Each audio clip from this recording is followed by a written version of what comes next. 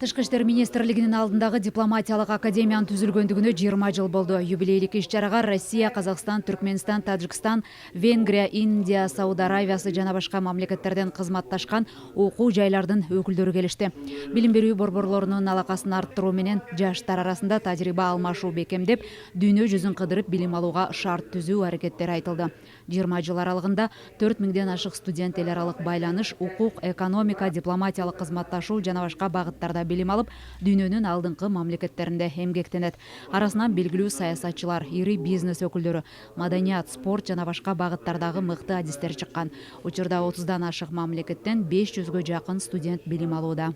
У нас очень много партнеров за рубежом.